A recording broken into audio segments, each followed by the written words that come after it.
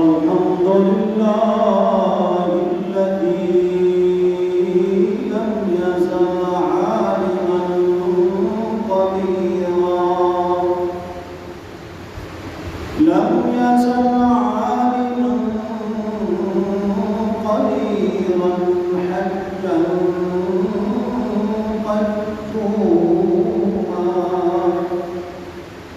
حجا قدوما سميعا بصيرا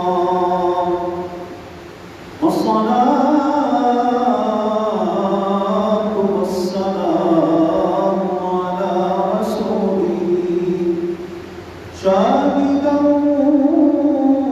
ومبشرا ونذيرا وداعيا إلى الله بإذنه وسراجا منيرا وعلى آله وأصحابه وأزواجه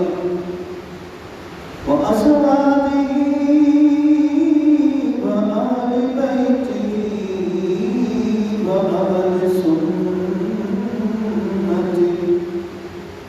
وأهل سنته وأولياء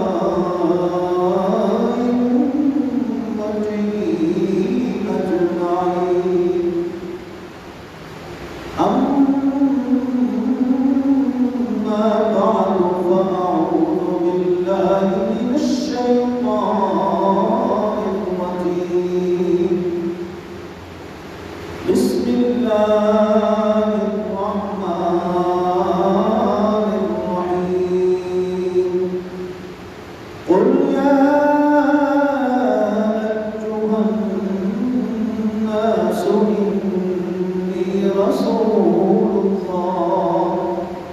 إني رسول الله إليكم جميعا أعوذ بالله صدق الله العظيم وصدق رسوله النبي الكريم الأمين ببركة إن الله وملائكته يصلون على النبي يا أيها الذين آمنوا صلوا عليه وسلموا تسليما تمام الآيات الصلاة والسلام عليك يا سيدي يا رسول الله وعلى آلك وأصحابك يا سيدي يا خير خلق الله الصلاة والسلام عليك يا سيدي يا نور الله وعلى آلك وأصحابك يا سيدي يا شفيع المسلمين حمد و سلام کی بات اللہ رب العزت جل جلالہ وعلا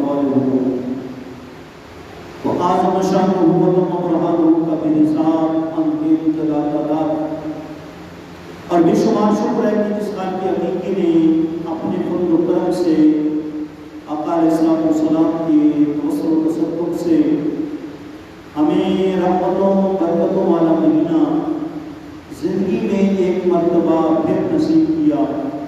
اللہ کریم ہمیں اس ماہ ربیع الاول شریف کی فیوز و برکات سمیٹنے کی توفیق عطا فرمائے۔ سرکار کی ولادت، اس کے متعلق اور ولادت سے پہلے کے متعلق کچھ عرض کرنا ہے۔ یوں تو اس ہستی میں رنگ و بو میں کثیر تعداد میں انبیاء کرام کی ولادتیں ہوئی، اس دنیا میں وہ تشریف لائے اور تشریف لا کر جس بستی کی ذمہ داری اللہ نے بطور نبی ہونے کی سونپی، ہر نبی نے احسن طریقے سے اس ذمہ داری کو نبھایا اور بالآخر اپنا وقت نبوت جو تھا پورا کر کے چلے گئے۔ لیکن ہمارے آقا علیہ السلام کی جو ولادت عظمیٰ ہے، سرکار کی ولادت پاک وہ ولادت ہے کہ ابھی سرکار دنیا میں تشریف نہیں لائے، لیکن دنیا والوں کو حضور کی آمد سے قبل بھی یہ معلوم ہو چکا تھا کہ آخر میں ایسے نبی دنیا میں تشریف لائیں گے جو سارے نبیوں کے سردار ہوں گے، اور وہ اللہ کے اتنے محبوب اور پیارے ہوں گے حتیٰ کہ یہودی بھی یہ یقین رکھتے تھے کہ اگر ہم نے جنگ میں فتح حاصل کرنی ہے تو ہم نے اس نبی کا وسیلہ اللہ کی بارگاہ میں پیش کرنا ہے جو سب سے آخر میں تشریف لائیں گے۔ اس لیے یہودی جھوٹ دعا کرتے تھے، اللہم انصرنا بالنبی الآخر الزمان، اے اللہ ہماری کافروں کے خلاف مدد فرما اس نبی کے وسیلے سے جو آخر میں تشریف لائیں گے۔ اللہ اکبر۔ سرکار کی آمد سے قبل کائنات ایک دنیا نہیں، ایک جہان نہیں، بلکہ سرکار کی آمد سے پہلے سرکار فرماتے ہیں یعلم ما بین السماء والارض، زمین اور آسمان کے درمیان اللہ کی جتنی بھی مخلوقات زندگی گزارتی ہیں، ایک تحقیق کے مطابق امام جلال الدین سیوطی رحمۃ اللہ تعالیٰ علیہ لکھتے ہیں، فرماتے ہیں یہ صرف دو جہان نہیں ہے، ایک عالم دنیا اور ایک عالم آخرت، بلکہ کل 18,000 جہان ہیں۔ 18,000 جہانوں میں اللہ کی طرح طرح کی مخلوق زندگی گزار رہی ہے۔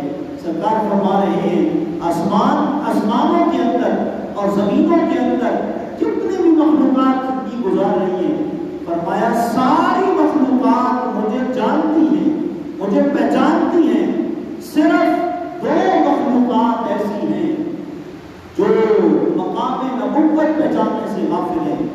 فرمایا ایک تو کافر لوگ اور دوسرا فرمایا کافر جن۔ کافر جن اور کافر، فرمایا یہ میرا مقام نبوت نہیں پہچانتے۔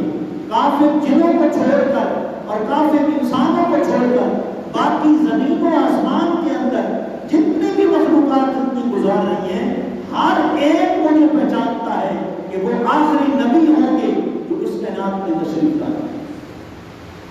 اللہ حضرت ابراہیم علیہ السلام، آپ جانتے ہیں اللہ کے گھر کی تعمیر کا کام حضرت ابراہیم اور حضرت اسماعیل علیہ السلام دونوں باپ بیٹے نے مل کر کیا۔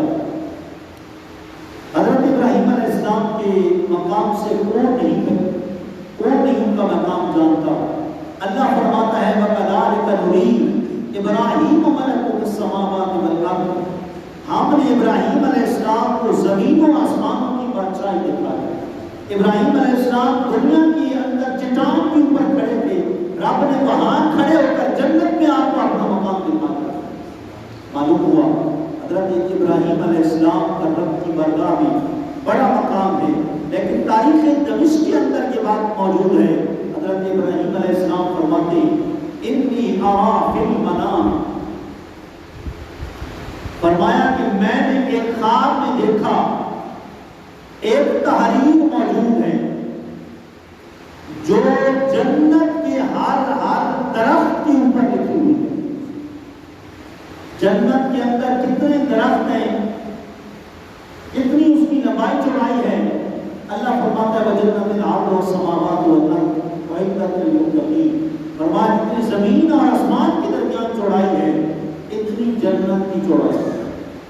حضرت ابراہیم علیہ السلام فرماتے ہیں میں نے خواب میں دیکھا جنت کے جتنے بھی درخت ہیں سب کے اوپر لکھا ہوا ہے لا الہ الا اللہ محمد رسول اللہ صلی اللہ علیہ وسلم.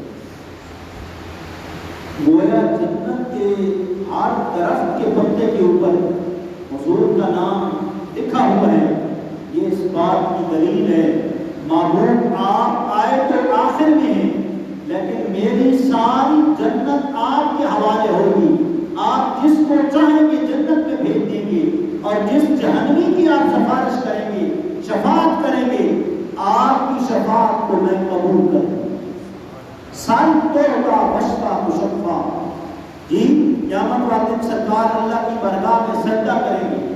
اللہ فرمائے گا محبوب آپ اپنا سر اقدس اٹھا لیجیے. جس غلام کے بارے میں آپ سوال کریں گے آپ کو اس غلام کے بارے میں جو کچھ مانگیں گے عطا کر دیا جائے گا. جس کے بارے میں شفاعت چاہیں گے آپ کی شفاعت اس کے حق میں قبول کر دیا جائے گا.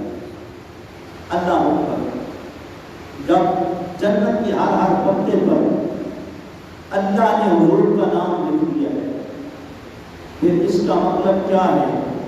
محبوب آپ کا مقام نبوت میری بارگاہ میں یہ ہے کہ ہر کائنات کی ہر مخلوق آپ کو پہچانتی ہے. اب کس کو جنت میں بھیجنا ہے یہ میں نے اختیار محبوب آپ کو دیا ہے.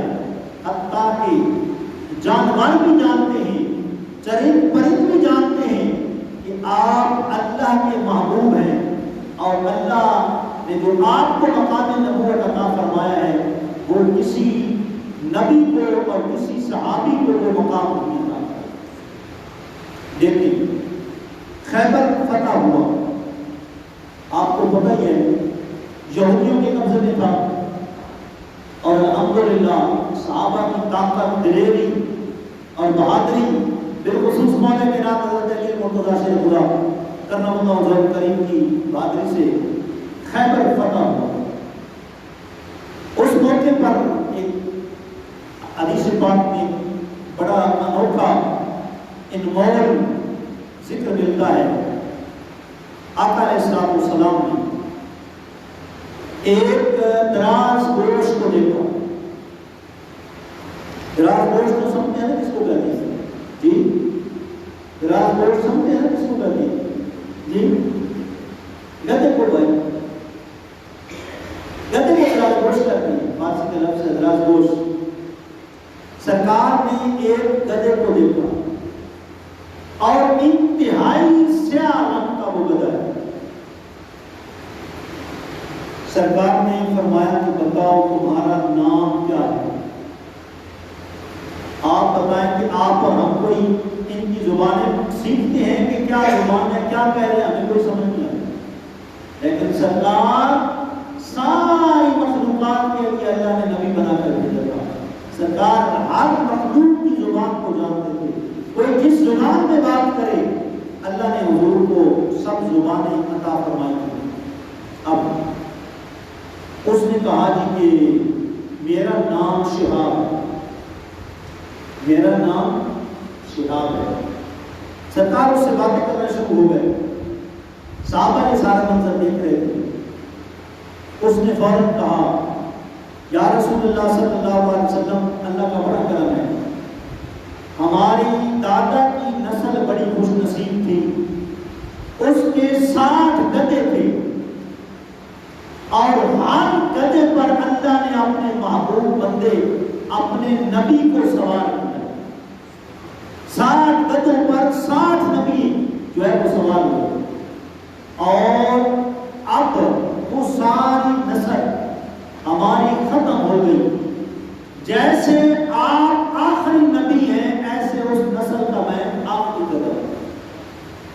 ذرا غور کریں گویا کہ گدھے بھی پہچانتے ہیں کہ سرکار آخری نبی ہے. ان کے بعد کوئی نبی نہیں آیا. اللہ اور صرف گدھے ہی نہیں بلکہ جنگل کے چرند پرند اور حیوانات سب مقام نبوت پہچانتے ہیں. اللہ اکبر. آپ کو معلوم ہوگا کہ یمن کے گورنر صحابی رسول حضرت سیدنا معاذ بن جبل رضی اللہ تعالیٰ عنہ بنائے گئے. اور بخاری میں آتا ہے حضور علیہ السلام چند صحابہ سے بڑا قرآن سنتے تھے. یہ صحابہ بڑا خوبصورت قرآن پڑھتے ہیں, بڑی خوبصورت تلاوت کرتے ہیں, جن میں سر فہرست نام حضرت معاذ بن جبل کا ہے. حضور کو بلاتے اور فرماتے معاذ بن جبل اللہ کا کلام پڑھ کے مجھے سناؤ. ایک وقت وہ آیا کہ حضور نے جو ہے حضرت معاذ بن جبل کو یمن کا گورنر بنا دیا. قصہ مختصر کہ یمن کے گورنر آپ بن گئے, یمن کی گورنری کے منصب پر آپ فیض ہو گئے. موجودہ تو جدید دور کی ٹیکنالوجی تھی نہیں, کوئی کام پیغام ہو تو فون کر دیا جائے, میسج بھیج دیا جائے, میسج بھیج دیا جائے, یہ سسٹم تو تھا نہیں. اور یمن بھی کافی دور تھا. حضور علیہ السلام نے ایک خط لکھا اور خط لکھ کر اپنے ایک صحابی کو دے دیا. فرمایا یہ خط لے جاؤ اور جا کر یمن کے گورنر معاذ بن جبل رضی اللہ تعالیٰ عنہ کو میری طرف سے دے دیں. اب صحابہ تو آگے سے پھر دن ہو یا رات ہو حضور کی غلامی اور اطاعت میں اپنی جانیں قربان کرنے کے لیے کیا رہتے تھے, پیغام تو دور کی بات. تمہارے حضرت معاذ بن جبل نے یا رسول اللہ صلی اللہ علیہ وسلم صحابی رسول اللہ صلی اللہ علیہ وسلم آپ کا حکم ہے یمن کے گورنر معاذ بن جبل رضی اللہ تعالیٰ عنہ یہ خط جو ہے یہ پیغام میسج آپ کا پہنچا دیا جائے گا. اب وہ گھر سے باہر نکلے, جنگل ہے اور جنگل بھی جانوروں سے ہر طرح کے چرند پرند سے بھرا ہوا ہے. جی بیچ میں شیر رہتے ہیں, بیچ میں چیتے رہتے ہیں, بیچ میں طرح طرح کی مخلوقات رہتی ہیں کہ اس اور ہر ٹائم کو الرٹ ہے. اس جنگل سے کوئی بندہ گزر نہیں سکتا. اگر کوئی گزرتا ہے تو چرند پرند اس کو پھاڑ کے کھا جاتے ہیں. اب صحابی رسول ہیں اور پیغام حضور کا پہنچانا ہے اور یمن کے گورنر کو پہنچانا ہے. اب چل پڑے. جب راستے سے گزرنے لگے نا ایک درندہ آ گیا, منہ کھول کے آپ کی طرف بڑھنے لگا اور کہنے لگا تم کون ہو؟ کہا تمہیں میرا تعارف پتہ ہونا چاہیے, میں رسول اللہ کا غلام اور رسول اللہ کا پیغام میں لے کر یمن جا رہا ہوں حضرت معاذ بن جبل کی طرف. ان کو میں نے حضور کا خط دینا. کہا آئیے گزر گئے. ساڑھے پنجابی کہتے ہیں نا جی آیا ہوں, استقبال کا عظیم. پہلے وہی منہ پھاڑ کے کھانے کے لیے تیار, لیکن جب حضور کا نام لیا, اپنا تعارف کرایا کہ میں رسول اللہ کا غلام ہوں, جی تو پھر اور وہ کون تھے؟ خط لے جانے والے کون تھے؟ حضرت سفینہ رضی اللہ عنہ. اصل نام سفینہ نہیں ہے, عبداللہ بن قیس ہے, لیکن اتنے محنتی صحابی تھے, اتنا بول اٹھاتے تھے جتنا ایک سمندر کی کشتی بول اٹھاتی ہے. حضرت سفینہ اکیلا اپنے جسم پر بول اٹھاتی ہے. حضور نے جب یہ دیکھا نا تو حضور نے کہا انت سفینہ, آج کے بعد تم سفینہ ہو, تم کشتی ہو. حضرت سفینہ رضی اللہ تعالیٰ عنہ چل پڑے. راستہ دے دیا درندے نے. راستہ دینے کے بعد زبان سے کوئی باتیں کرنے لگا. حضرت سفینہ کہتا ہے, فرماتے ہیں مجھے کوئی سمجھ نہیں آئی کیا کہہ رہا ہے, پر میں گزر گیا. یمن میں پہنچا, حضرت معاذ بن جبل سے ملاقات کی. حضور کا میسج جو تھا پیغام کو لیٹر کی صورت میں, خط کی صورت میں وہ پیش کر دیا. حضرت معاذ بن جبل نے اس کو دیکھا, پڑھا اور جواب لکھ دیا. سرکار جانے اور حضرت معاذ بن جبل جانے کیا باتیں تھی راز کی, بس وہ خط بند ہو گیا. حضرت سفینہ رضی اللہ عنہ کہتے ہیں کہ پھر میں چل پڑا واپس. اس مقام پر جب جنگل میں پہنچا نا تو پھر وہی درندہ آ گیا. کہنے لگا تم پتہ ہے تم کو کہ یہاں سے کوئی نہیں گزر سکتا؟ کہا میرا آپ کو پتہ ہونا چاہیے کہ میں سفینہ ہوں اور میں رسول اللہ کا غلام ہوں.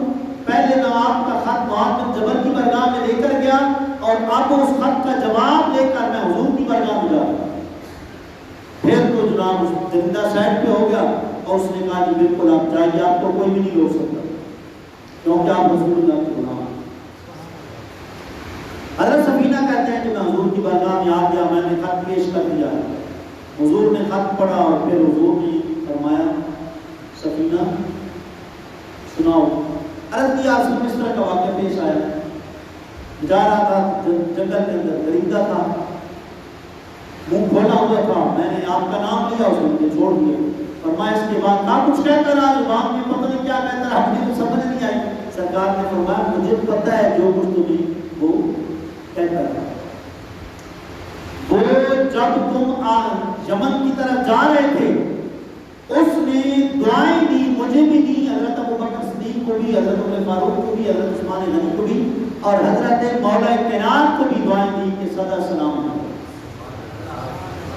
اور واپس جب آ رہے تھے اور آپ وہاں سے گزرے، اس نے کہا رسول اللہ کی بارگاہ میں جا رہے ہو، میرا سلام آخری نبی کو بھی دینا اور ان کے جو یار ہیں، حضرت ابوبکر صدیق ہیں، حضرت عمر فاروق ہیں، حضرت عثمان غنی ہیں، حضرت مولا کائنات ہیں، سب چاروں یاروں کو میرا سلام بھی پیش کرنا. معلوم ہوا کہ حضور کے غلام بن جاتے ہیں پھر ان کو ہر چیز پہچانتی ہے کہ یہ رسول اللہ کے غلام ہیں، ہم نے ان کو تکلیف نہیں دی. اللہ اکبر.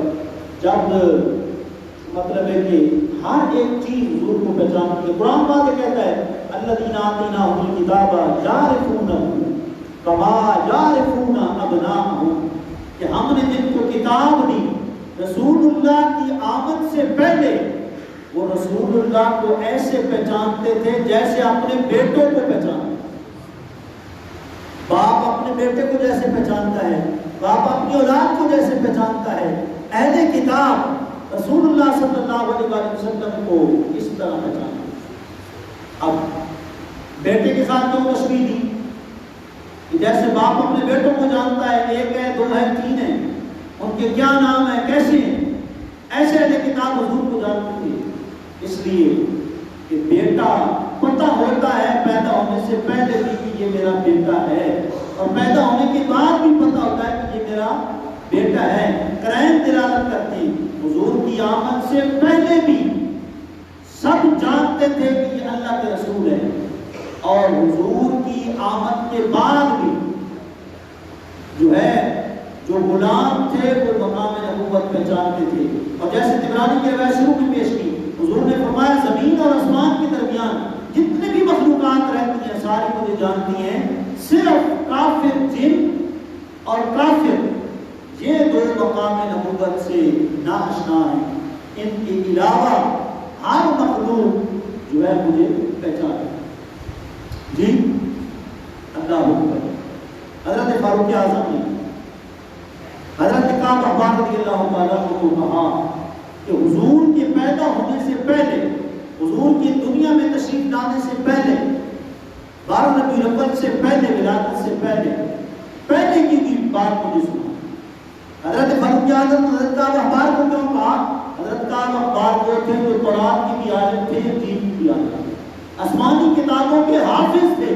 حضرت کعب احبار رضی اللہ تعالیٰ عنہ کہا کہ بتاؤ ان کا پیدا ہونے سے پہلے.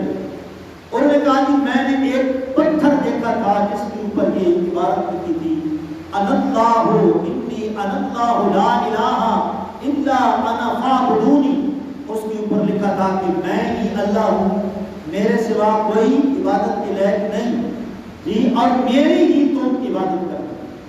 کہا دوسرے پتھر پر، مکے کے دوسرے پتھر پر لکھا ہوا تھا کہ انا رسول اللہ، انا رسول اللہ. فرمایا کہ میں اللہ کا رسول ہوں. طوبی لمن آمن بہ واتبعہ، اس کو بشارت اور خوشخبری ہو جو میرے اوپر ایمان لائے گا اور میری باتوں کی اتباع کرے گا. جی اللہ اکبر. اور کہا انا الحرم من دخل بی فقد آمن من العذاب. فرمایا کہ میں اللہ کا حرم ہوں، جو میرے اندر داخل ہو جائے گا پھر وہ امن والا ہو جائے گا. جی یہ آقا علیہ السلام کی عظمت ہے. اور مولا کرام فرماتے ہیں، مشکات کی روایت موجود ہے کہ آقا علیہ السلام کے ساتھ میں گزر رہا تھا، میں جہاں سے بھی گزرتا شجر و حجر پڑھتے السلام علیکہ یا رسول اللہ.